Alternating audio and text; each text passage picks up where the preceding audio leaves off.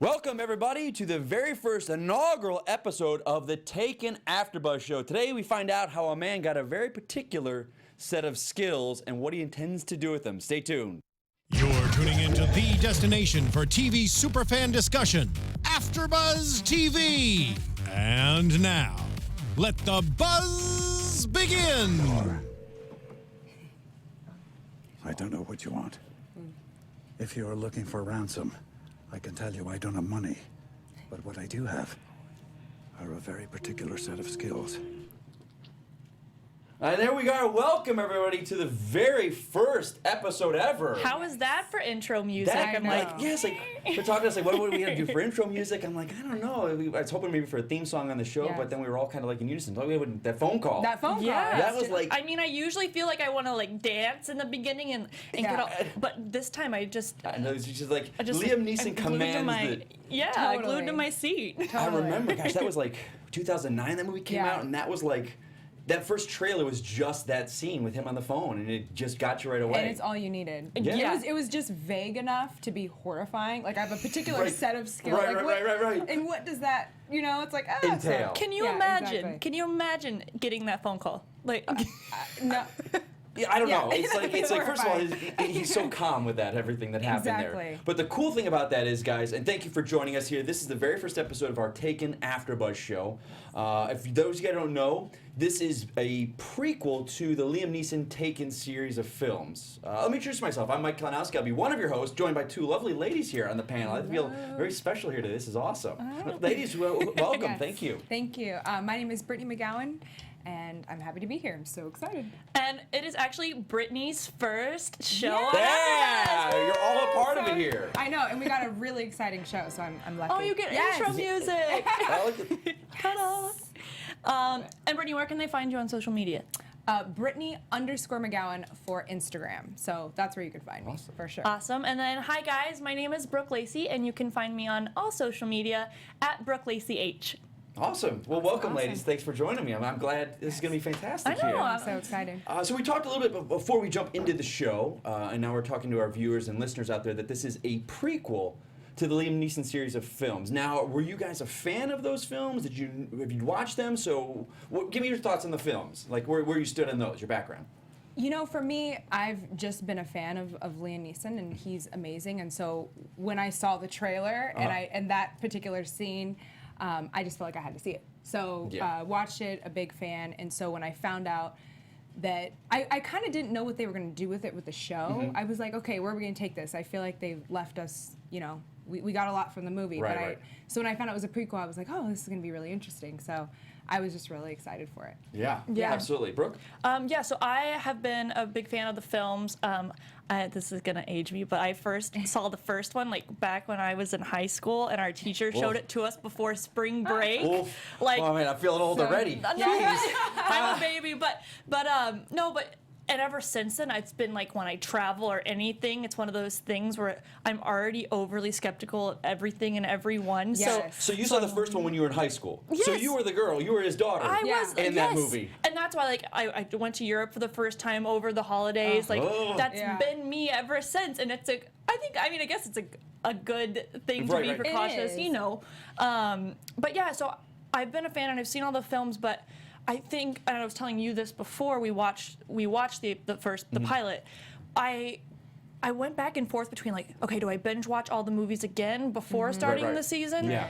But I stopped myself because I kind of feel like this is the prequel, so I don't want to hold too true to what's obviously he doesn't know what's in his future. Right. So I feel like exactly. that's kind of where I've stood. What about you? Yeah, it was from the beginning. I remember it was January the movie came out, which is usually a dumping ground for films. Yeah. And it's interesting to think now, almost not 8 years on, he kind of created, and there's a term for it, the geriaction type movie, where it's an elderly, not elderly, but 50s and 60s, because now everyone does them. Kevin Costner and Josh Brolin, all these guys. But he kind of was the first into going into that, and he was so good in it. But it was just, I think, something we all could relate to. He's kind of an everyman, but it's just protecting his daughter and going to great lengths.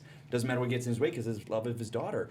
And I think the sequels were, they made money, so the studio wanted more and more. Right. You know, and it's like, how many times can this guy's daughter get taken? Yeah, exactly. I saw so many memes of that online. it's like, Exactly. And I guess they were good, but they were never what the first one was. But I always remember about the first one, if you guys remembered, at the beginning he works those group of guys, and they're kind of retired CIA guys, and they had a job for him, and he bodyguarded the pop singer. So I was like, those guys, finding out about those guys, that was really cool. So when I heard the concept of this was going to be a pilot a year ago, I was like, oh, that's interesting. If it's, you know, because a lot of these, we've got Lethal Weapon, Training Day, Exorcist, continuing on, but I'm like, in a prequel, that gives you, how does he get these set of skills that we find out about? Yeah, which was that to me. I was like, that's a really cool idea for a pilot. And then I didn't hear it. It wasn't in the fall season, so I'm like, oh, did it get dropped? Yeah. But then wasn't real talk. But then around Christmas, they showed a trailer, so it was full on. So I was so excited for this. This is one of those films, or TV shows, this and MacGyver of like last pilot season. I was like, please, I hope these go. I'm excited for these types of shows. Yeah, exactly. So I'm very, very excited to jump into this. And what I find interesting, like you were saying, is how did he get those certain set of skills? Right. And so before, tonight's episode, I was kind of looking. So Bryan Mills in the pilot is played by Clive Standen. Yeah. And he's actually British. Which, I gotta say, all these British actors are so good with their American accents. I know. And so, I was always, of course, like listening in for that, but I had no idea. But he said that he talked with Liam before, taking on the role. And people were saying, like, how are you going to do it justice, with somebody like Liam. And I think they said that they both just kind of had the discussion that, this character Bryan Mills is just a regular guy. That is, like they say in the show, that he is just ingrained to protect. And, Right. No, And that was really cool. And so I think that's what is great, is because there are all these like superhero shows and all these, which I still love, don't get me wrong, but it's nice to have that like everyday hero that we can all kind of glimmer onto this beacon of hope of like, I could totally learn to do that. That could be me. I agree. I saw that interview too, and I remember them saying that in a world where we see so many shows where there are people like, knocking down doors and doing stuff that it feels superhuman. Right. But he is just a regular guy, and we are getting that, how he got that training. Okay, he's ex-military. That makes sense. That makes sense. And he's, you know what I mean? So I think that's makes really me cool, want to enlist in the military. Yeah, exactly. Don't worry, Mom. I'm not going to. Thank you to those that are. Yeah, exactly. That it definitely is a very special breed of person that does that. Yes. So you guys ready to jump into it? Yes, so let's get down. So you guys absolutely. that watch the show, we're going to kind of break down the episode for you guys. So if you have not seen episode 1 yet, this might be a little bit of spoiler, because there was a big kind of spoiler that happened a little bit in there. There we go. Spoiler alert. Yes. So you might want to stop watching for a little bit and go check it out, because it did just air tonight. Yes. But as we jump in, so we find him already. He's on the train, going. It looks like the vid's going back to see his family. Now I know when I saw this in the trailer, I was like, for a second, I was like, no, that's not his wife, right? He's not married, and then his wife gets killed, and he's like, no, she's kind of young, so it's his sister, which is kind of cool. Callie or Kaylee. Callie. Yeah. I think. We'll go with that. But she was a great actress. I kind of want to. I want to see if we can get her on here and talk. Just because I'd love to. Yeah, of course. Because I loved. I mean, it was just such a small moment for her, and I loved her in that moment. Small, but really important. Really important. So I was like, no, don't leave us yet. Pilots have to do such a good job, especially nowadays. I don't know if you guys remember, but back in the day, I mean, this, years ago, they used to give 2 hours for a pilot. It was always a 2-hour episode. Yeah. It was 2 hour Season premiere, season But now finale. it's an hour, and they've got to cram everything into it. But we got a really nice relationship with the two of them. And that little bit he does with the guy checking her out. Yeah. He Very wasn't being protective. overly threatening. No. And he kind of diffused it a little bit. But he was like, I see you. I see creepy you dude. right now. Yeah, Don't exactly. mess. Right. Yeah, I picked that up right away. Him being is super, extremely protective. I mean, very protective of his sister, but also really intuitive. I felt like he was very in tune to what was going on around him, and that probably does play to his military and that type of background. And I even wrote, like, kind of paranoid, like borderline paranoid, to the point of where he's good eye on that. So much to always have to be on that guard. all the time. That's I feel like that would be exhausting. I don't know. I've never been in the military or anything like that, but those guys, and I have friends of mine that are police officers, and it's never turns off. They say it's always just that's how they are always taught to analyze everything, and it's amazing that they did that so well. They did. And that he sees everything what was going on. He kind of analyzed something's off, but then he the way he worked to get his sister to do the distraction. Yes, the distraction with the bag. So I was like, that was really cool. So he kind of sets up this distraction because he's going to deal with it, but he kind of used her, but not in a way that she was in danger. But I also think that showed a little bit about their relationship because he didn't really fill her in on anything. He wasn't like, this is, hey, there's a guy there. Right. He just said, do this thing, and it was, say this is your bag and take it and wait for for you to hear my name. And she didn't even second guess it. Yeah, that level of It trust. just showed that their relationship was really close without having to, get so deep into that because they didn't have the time, as you said. Absolutely. So then he kind of springs into action with that. He yelled Kaylee. She dropped. He grabs the coffee and throws it in the guy's face. Yeah. And obviously the guy was packing a gun. Yeah. So then it was interesting. It's like we know now, but going back, it's like, why are these guys with a gun? Yeah. Maybe they're gonna hijack a train. You don't really know that. But Yeah. so it was definitely something was wrong. So he's able to disarm the guy. The train is able to stop, but then we see that his sister was shot. Yeah. Which was and it's interesting because we knew it was coming. It's in the trailer for this. So if you know about the show, you knew that this was coming. But the way they handled it was kind of subdued, and I like that. They didn't go overboard on it. I agree. And what I also thought was interesting was, even though it was in the trailer, I didn't necessarily think that she was the target. I always interpreted that as maybe she got caught in the crossfire. And so I thought that was really interesting that when it, later in the show when we found out, oh my gosh, That it was to deliberate. hurt. It was to Right, hurt right, right. him. Yeah. And so I thought that was really interesting and a cool way for them to give us something without giving us, all of it. Yeah. Yeah, absolutely. And just, I think they, like you're saying, they later go on to show that they knew exactly what they, and I guess before I go into that, let's talk about who this they Yes. is Right, yeah. that we're Exactly, the referencing. they. Right. I'm like jumping the gun. Sorry, guys. No, not at all. Yeah. Because he goes, well, I mean, how do you want to? Because we don't really find out right away. Mm-hmm. But I'm just so excited. I know, because there is a news report about the incident, and we find out this group of people is monitoring this. Yes. And so we're not given who this is. One of them was Jennifer Beals, the actress, was in it. But we don't know names at this point. We don't know anything. They were just monitoring this. This happened. These people were identified. This guy attacked and survived on the train. So they've kind of like, okay, they have to put something into action, but us as audience members, we're kind of in the dark about this. Exactly. It's just, it's not the CIA, it's not the FBI, it's just this group in a room. It's I mean, kind of a weird even- room that they were in, and they had TVs and stuff. He first starts to catch on at his sister's funeral. Right. Yeah. And when she is sitting in the back row, and then you turn Right. around and she's gone. Right. And, They kind of sprung into action, like they're at the funeral then. They go to his house. Yes. They bug his phone. They bug his phone. And at this point, we're kind of like, it was a little confusing because there was the van out front, the black van, Yeah. and then there was this covert team. So it's like there's two distinct groups. And who exactly? So that then, and I think in his mind, for me as an audience member, was kind of like, oh, this led into we're kind of fed as an audience. This was not just a random accident on a plane. This is something I'm a target. Yeah, and he Exactly. knows. So he goes after the guys in the van, and that's when he pieces it together. He's like, Dad, I have to leave. Her death was my fault because of his past catching up to him, which was kind of cool and like. It wasn't spoon-fed to us at the beginning. I like that's why over the pilot in general, I just love that we weren't spoon-fed everything. It kind of you have to like we were writing stuff down. I was like I want to watch it again because there's so much in there. Yes. It was definitely like a puzzle piece, and I feel like you're saying, I would love to watch it again now, knowing what Right. I know now at the end, to go back and piece together, like, oh, I see what he saw there. Yep. And I think that's what I did love. Overall, I had to give the pilot a round of applause because Yeah. I was on my toes the whole time, and I was confused, and then I was having these aha moments. Right. So I think they certainly kept with that same level of intensity that the movie has. I Yeah. think they did a good job of translating that into at least the first episode. Right. I totally agree. Totally. So I'm trying to remember. I think it was we had the scene. So that this happens there, but then one of the guys that was on the train is in police custody.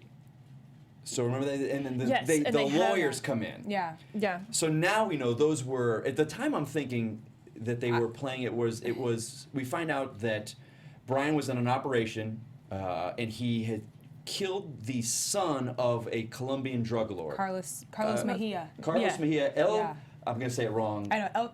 Carnicera?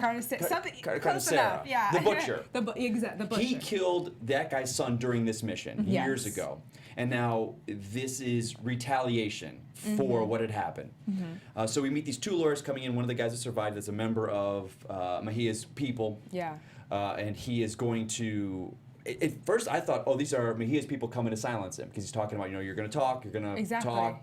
We don't want this. They start shoving a pill down his mouth. Yeah, exactly. Yeah. It was so and then he intense. coughs it up, saying, we killed the daughter. You told us not to kill him. That wasn't part of the mission. Yeah. And we find out that they are part of Jennifer Beals' team. Exactly. And he's like, yep. So you talked. Yeah. So I like this. They kind of are like. We were trying to figure out all of us. We were like, are they CIA, the FBI, NSA? And they kind of don't operate. We find out later they kind of include them in it.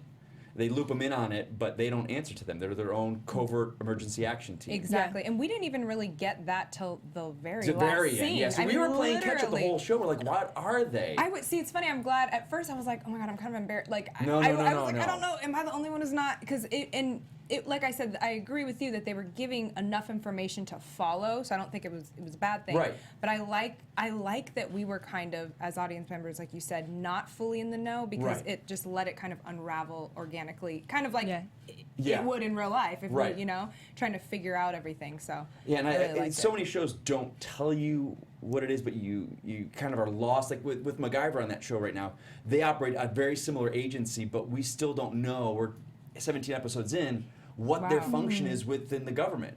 For this, it was very much by the end was established what this is. Yeah, and I thought that was great. Which bottom line, from what I saw, was recruitment, and then it also, they say want to recruit him. Yeah. But I don't know. I feel like that they did a really good job, like we said, of not Absolutely. spoon feeding us, but giving Yeah. us enough information to figure it out. Yeah. And I also love these little flashbacks that they were giving. Absolutely. He was saving DEA agent. Mike Hall was a DEA agent. Oh, so Mike, we got he's going to help him out. K. So. All I remember is K. K. That was come on. I don't care what the case is. Getting that as a reply, I know. any time in life is never a good That thing. is not. It is not okay. Gosh. So we get these flashbacks, K. which were great, and I think which was cool was for this whole tone. I think this show shoots in Toronto. It does. Toronto. Does, yeah. But this show, I only can use MacGyver as a comparison. That shoots in Atlanta, and it just feels different. This, it was Toronto, but we felt like Washington at one point. They were in New York, upstate New York. They said Buffalo at one point, which is where I'm from. Yeah. And then the Colombian scenes, they were in South America, so it just felt expensive. It looked great. It had great production value. So I love that in a TV show. So we get that flashback, but then Bryan leaves his family and he goes to hide out at his house. And our covert team, led by Jennifer Beals, is tracking him. They know where he is. And how cool was this? So he's sitting there and they're tapped his phone so they can hear everything. Yes. So he makes dinner. He's got his little ramen noodles or whatever in his thing. So and he's sitting there and he's watching TV. And we're kind of like, well, here's a typical guy. He's just bored, just watching TV. But then the bad guys show up. Yep. He goes into the kitchen very calmly, takes his guns with the silencers, and the team here's like, there's one silencer, there's two silencer. Hey, we've got these guys coming in. And we turn and look, and he's watching security cameras of his lawn. That was hilarious. Plays to his paranoia too. Yeah. And it was so cool because here's the cliche: guy's upset because his sister was murdered. He's just moping at home watching TV. No, he's waiting for these guys that he knows coming there. Yeah. He's always 5 steps ahead, And it's so I cool love it. because to think, and never once in this show was I thinking Liam Neeson, oh, he's not doing this, he's not doing that. It felt natural. It's like, yes, this is something that I remember Liam Neeson, because he was always those 5 steps ahead. Yeah. So it was so cool to see that, but not to be perfect. He's still not, they break in, he's able to disable them, but he gets shot in the and then he... Human. Yeah, and he was running, one guy was running out, shoots him, tries to get information, he dies, and then he cracked the phone, but the phone was still working. Right. But he was able to get a phone off him. So he's not... he got shot and stuff, so it's like he's fallible, and I like that as a hero. One thing I feel like that we kind of skipped over, which I think eventually will be important, is the girl at the funeral. Yes. I'm sorry, I apologize for that. No, it's okay. I think we're just there was so much that happened that we're just like, Right. But I have a feeling, okay. So her roommate that gives a nice speech at her funeral. The roommate that says, okay, I'm just going to throw this out here. Asha? I could be totally wrong. Did I say that right? I think, Asha. something Asha. Asha. Yeah. Asha. Asha. I'm gonna say that she is, I don't want to say bad, but I'm just gonna go for it and just say later, and that's my prediction. Really? I think she's connected to something more. I thought it was interesting that he didn't recognize her, and if they had such a close friendship, oh, we were best friends. You know, to me, I don't necessarily know if that's gonna turn into, you know, her hurting him or something. Maybe they'll fall in love and something like that. But I do think there's some sort of something going on there that we don't know. Oh, I kind of got, when you said fall in love, I was kind of, I know I asked you guys at the end when they show at the end, you know, next week's episode or the coming episodes.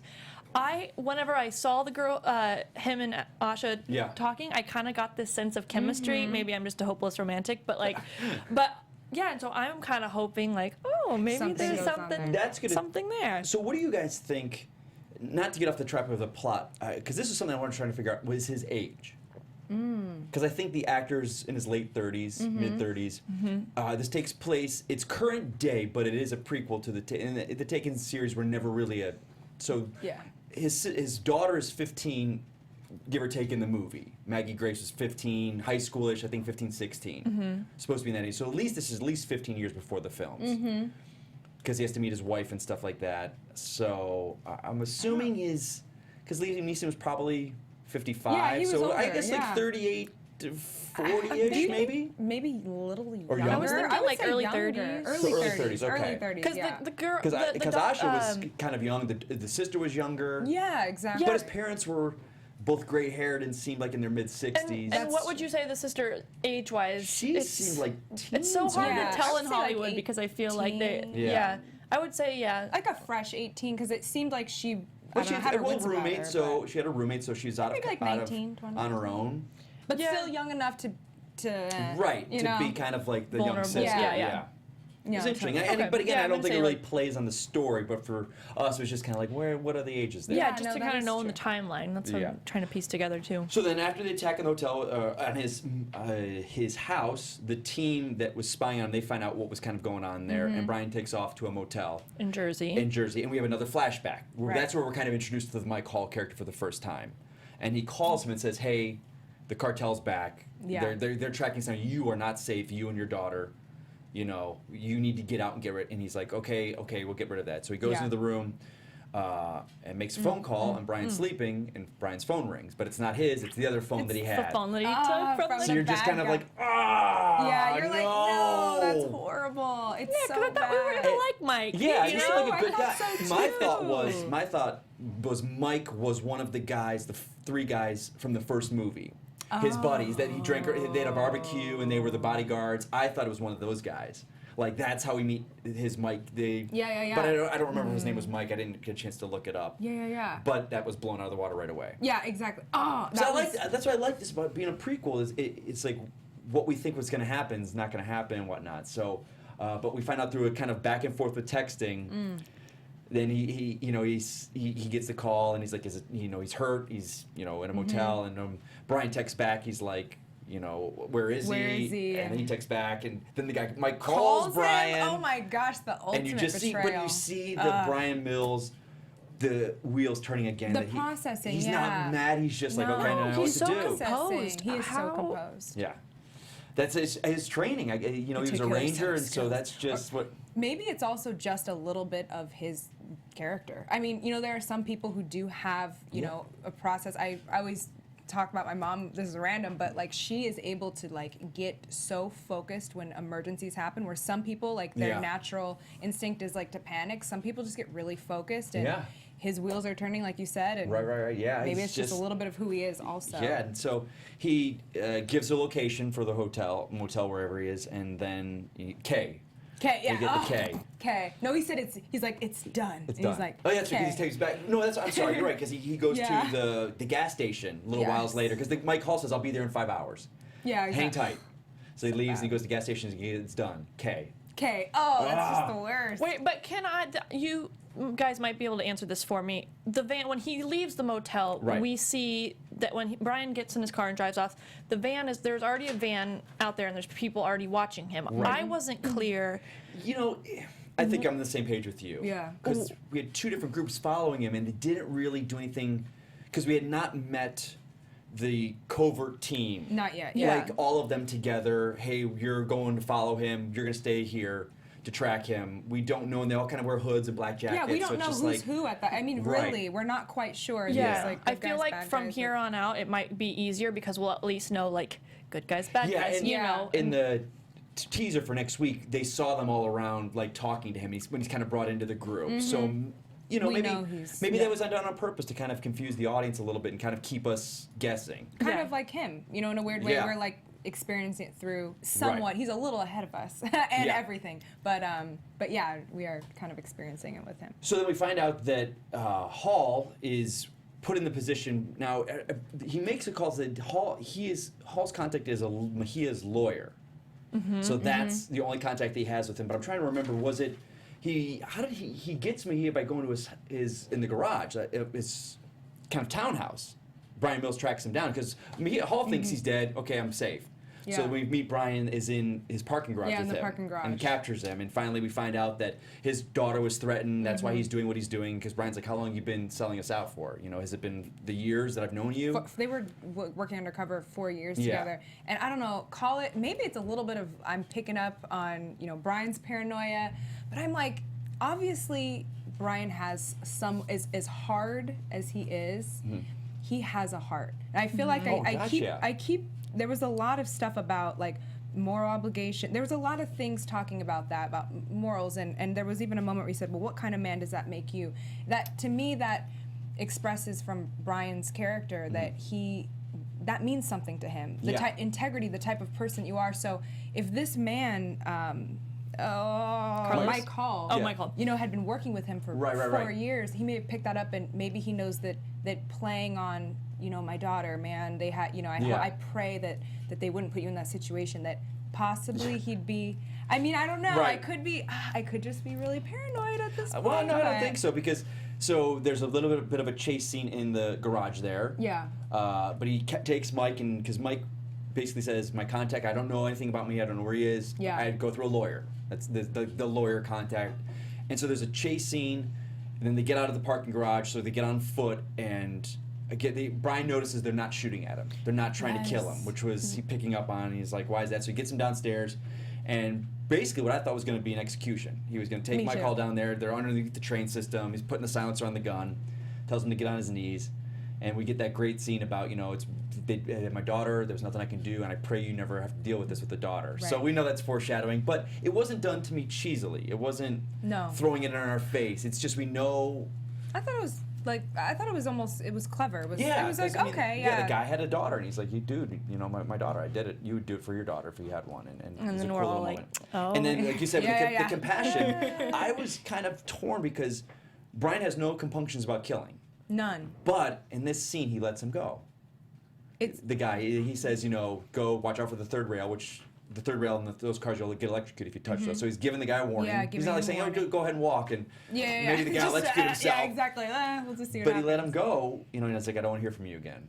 I thought that was such, when I was watching the scene, I was like, okay, this is defining his character. I mean, literally who he is. So I'm sitting there, and I actually wasn't sure if he was going to pull the trigger or not, up into the moment he didn't. Even when he mentioned the daughter, I was sitting and watching and saying, okay, we're going to see what kind of man he is. And so now I think it's fair to say that he is someone that operates on some sort of moral code, and that may hurt him, and and so I think because there's a couple of times in the episode you talked about it, but then there's one scene towards the beginning where he's tearing up, you know, and he's fallible, and I like that in a hero. I love that. I love that. I remember reading about the actor himself because he's on Vikings. Yeah, he's currently on it. So for that, he said he had to bulk up a lot, and he said for this he really wanted to slim down and be more of an everyday guy, and that we saw that he kills people, he lets people go, you know, he's compassionate, but he's human, and I find so into this guy. Even the first scene on the train, there was something about the actor. I don't watch Vikings. I don't either. So I don't know this guy coming into it. So, but I was instantly drawn into him on that very first scene on the train because of just kind of this shots on his face that he was doing. I agree. It was really he good had something. acting. Yeah. He had something. There was something more going on, whether it be like a melancholy vibe. Like there was just something. It was that almost train like, scene at the beginning. Yeah, it something was. before we started Sweetness talking. Yeah, there. Yeah, and it was nice exactly. to see them throughout the entire episode. Let him kind of feel things. I thought he was not just an unstoppable killing machine from the start of the once he started going on his mission till the end. I agree. Yeah. I agree. So Bryan then surrenders. He's able to kill one of the guys because they've surrounded him. He surrenders and he knows what's going on. He's Yeah. like, I know what you're here for. You would have killed me by now. Exactly. You want to take me alive? Take me alive. Yeah. So he goes in, but our team has been monitoring this. The Mike Hall had originally made the call to the lawyer, so now the lawyer is calling this bad area, saying they're kind of knowing that he is coming into the country.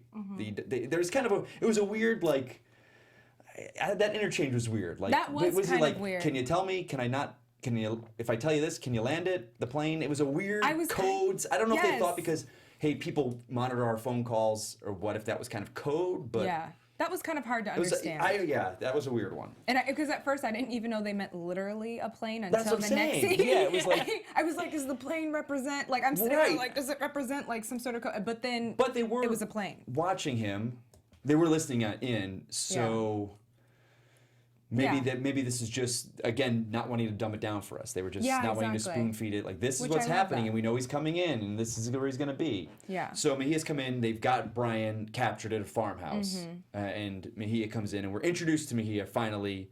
And this was the cool surprise because we'll skip back to the beginning of the episode. Bryan's over his sister, and the man just on the train hands him the card.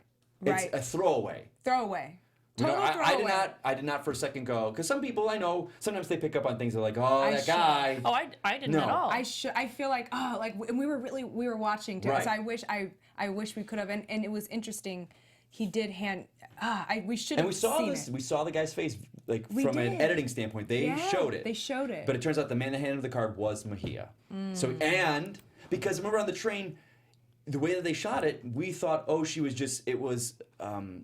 Not casual gunfire. It was Like caught in the crossfire, yeah. Caught in the crossfire. Yeah, She was that's caught. right, wrong place, But wrong no, time. Long time ago, yeah. they were the distraction. That man had a gun pointed, looked At her in the her. eyes, and shot her. And point she blank. saw it. Yeah. Yeah, and she saw it.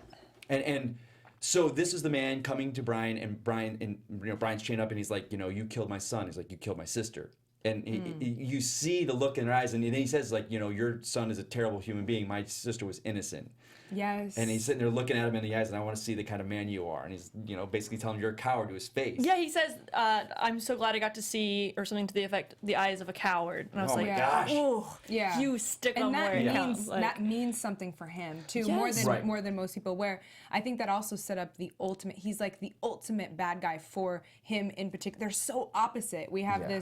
our hero character who is sensitive and Right, simplified, yeah. but he operates by a moral code, and then you have this other character that totally just does out for not at vengeance. all. Yeah. It just does not matter. Now, you girls brought something up that I did not think about because I kind of, when I watch my shows, I kind of watch with, not blinders, I forgive a lot. Mm-hmm. Just because I don't know why. I mean, like with Flash and Arrow, logic things that happen, I kind of let it slide. But you girls made a good point. It's like, wouldn't Bryan have noticed Yeah. and recognized him earlier on the train? because he's so Attuned. exactly. And wouldn't he have Picked up recognized everything his else. face? Yeah. when he put it together? That was the because part. it's not like Bryan's looking up, he's handing him a card. Yeah.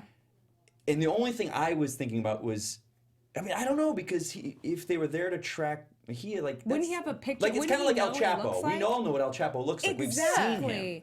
And I think his hair was a little different, but like I said, with his military training and how he's always ahead, Right. for him to put together, oh, they're not shooting at me, so that means that he in a moment of chaos to be able to Right. put that stuff together. Yeah. To me, that's the part that I was like, wouldn't he know? But maybe. That was interesting. I don't Or know. maybe because we're not going to get any more on this. I think the Mejia storyline is done. Yeah. It's, I don't know if there was, maybe if we could have seen him, and again, we don't know the time frame. We know Mike Hall Yeah. had been friends for 4 years or worked together, but we don't know if this was 10 years ago and he looked completely different. Exactly. Yeah, no, I don't that know. was weird. I don't know. That was the part that I was like, Yeah, oh, you I'm girls not call so that. I didn't think sure. about that, but you guys, Yeah. I was like, oh yeah, that's. Oh. well, just because, like you're saying, with his attention to detail, I mean, it wasn't like I mean, he had like a fake mustache on and a hat. Right, he ripped it off. It's like, yeah, it's me. Yeah, exactly. It was literally. Gotcha. So yeah, exactly. You know, you would think if he picks up on all these other things happening across the train and people exactly. I mean, you know, and we did need that bit of the card. Well, you know, it could have been. We could have done it like Brian's over his sister. And the guy hands his card, and Brian just takes it from behind, and Brian never looks up at the guy. Maybe, you know, maybe he didn't. Unless maybe that's something we have to go back didn't and watch notice. that. We'd have to watch that for sure. Because I don't remember. Yeah. I mean, I know your sister died, and your adrenaline's going, and your everything. You're not in the making people's faces out and stuff, you know. But again, I also want to go back and look now because I'm like, I want to go back and look too. when he is sitting on the plane and the train, right, and scoping everything out, where was Carlos? Did we ever from see the it? beginning? Like, Was he? if we go back and look now, knowing who it is, right. like, is he in clear sight, or I don't know, And maybe I bet he came. he is. And I too. guess for I'm sure filmmakers, they put him probably did not want to show that guy too much because we would have gone, oh, we've seen him a couple times, something's up. Yeah. Because again, we all three of us saw him hand in the car. We didn't think anything We of didn't it. think anything of it. I Which know. is And he looked kind of like a nice little old man. He was hand like, in the car. here's like, the part, like, a nice gesture, Right. and like, But again, it was a So cool, sweet it of was a you. cool moment. But it leads to an even better one. I thought when Brian, they get him. So loved the team storms the area, the barn house. What was cool was it's a very small unit. They had like one helicopter, 4 guys rappelled down, and they did it. It just was economical. It wasn't this big shootout. It seemed kind of realistic. kind of super actually Very really real, like how that would realistic. happen. There wasn't like massive gunfire against everyone. It was just a No. couple shots. They took out the guys and they got in there. And some of their guys got shot too, so I felt like it was. And like he you said, gets a real. knife and he's like, you know, I gotta go. You let him go or I'll kill him. Yeah. And Brian's able to flip him over. He's got the gun on him, and Brian was gonna kill him. You know.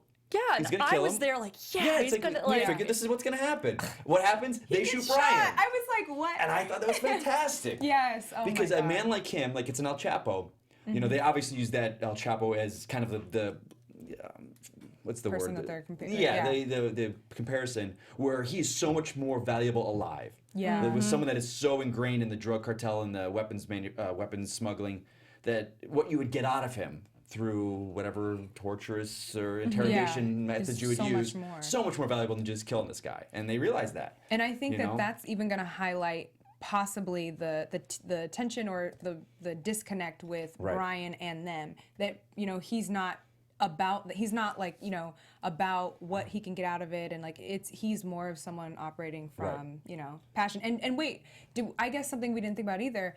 Did he choose to leave? You know, that military, do you kind of get what I'm saying? Like, Yeah, because- like what? How did he leave? Did he choose to leave? Did he just finish? I mean, there's a reason why he wasn't was still done, in that yeah. world. He So was- it's like.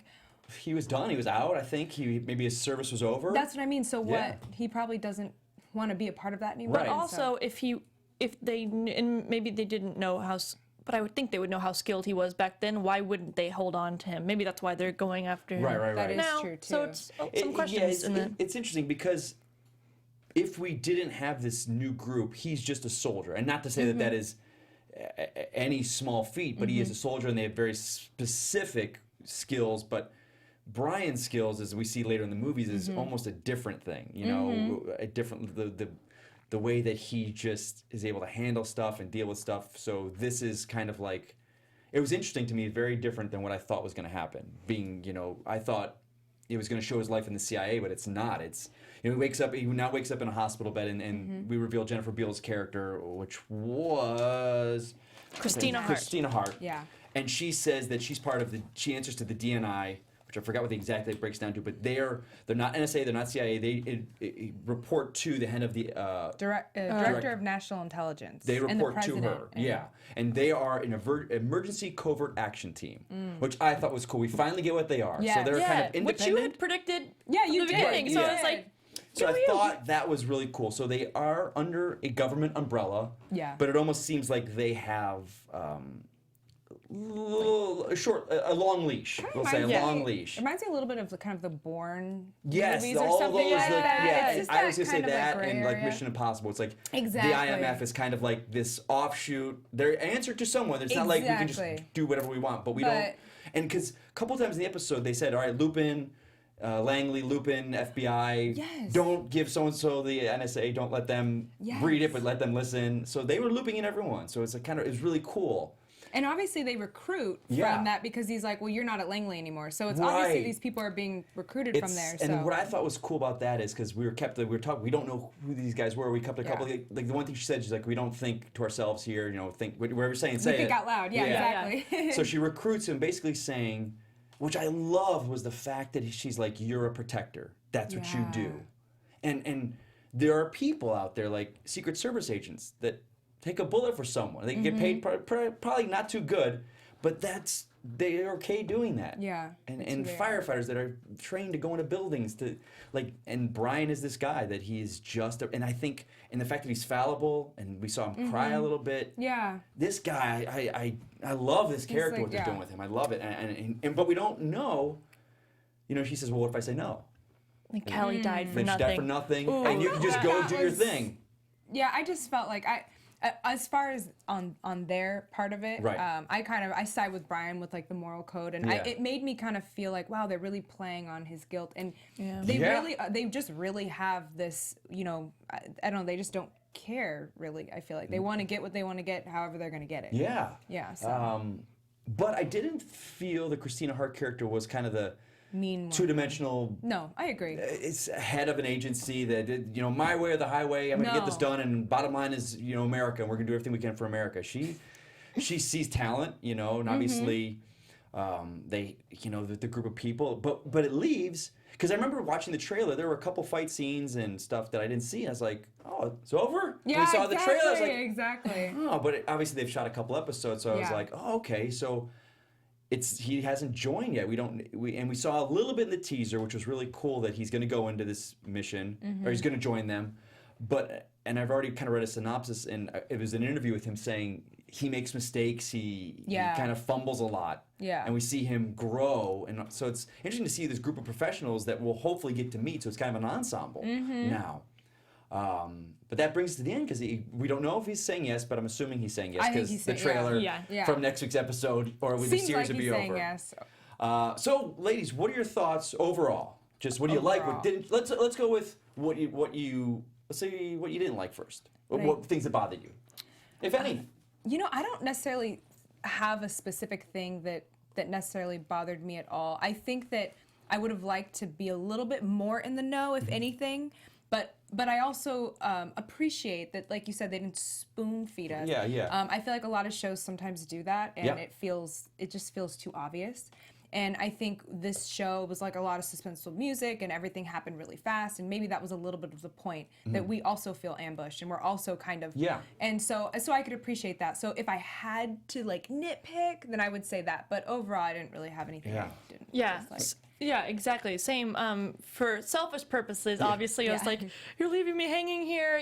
There was so many, I feel like even if regardless if I was taking notes for tonight's talk or even if I was at home, I would need to take notes because I was just trying to, connect the dots. So as much as that like aggravated me, I think it's also why I loved it because it did keep me in suspense and keep me on the edge of my chair. Right. And obviously I would have liked for them to have maybe gone into a little bit more depth with the characters from the ensemble coming up, but I get that that's the pilot, you're limited on time, and I think it's kind of the point to keep you coming back for more. Absolutely. So just for selfish reasons, that's why those were my critiques. Right. For me, the Mejia thing was a little. Again, I didn't notice it until you girls had smartly pointed it out, that it was just kind of like, oh, wouldn't even notice that. So that was just a little thing, but again, it was just kind of, that didn't bother me. But again, like I think we all agree, it was so much and we weren't spoon-fed. But that I love because for me, when I get a good TV show, I like to watch them again. I love to sometimes just have it on in the background when I'm doing stuff at home. Other shows I'll watch once and I'm done. I won't come back to it. But this is a show that it'll be serialized, where it's every episode standalone, but it's building too between episode to episode, which I love. But what things you love that stood out for you girls?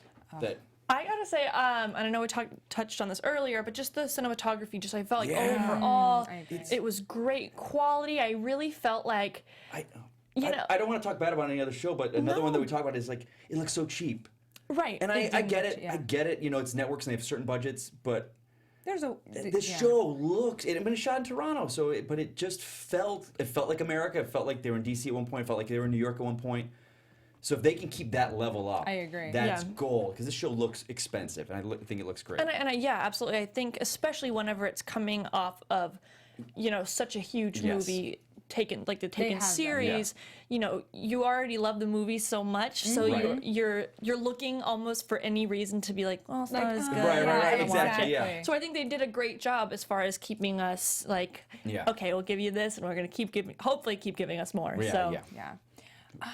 Okay, so my biggest takeaway, and I'm just a sucker for characters. I really like to just dig deep into just who they are, and I don't know, and I just love Bryan's character. I love that he has, that he's strong, but he's also sensitive. I love that he has a moral code. I think that's important because even some TV shows now, and I feel like it's being highlighted so much, and so I think that's going to be really important. So for me, I think the characters, I'm really excited to see the growth. I also think it's going to be really cool to just see just the connection. I mean, he may have a positive impact on this group with so you know he may be the catalyst of change to, you know, bringing in a little bit more of that heart that he has in. So I'm just really excited to kind of see, you know, how he grows. Yeah, I agree with that, because the character of Bryan, I think, is the biggest selling point for me, because he's coming off Liam Neeson. How do you, one of the most charismatic men in the world? Yeah, tough shoes to fill. Yeah, and never once did I think,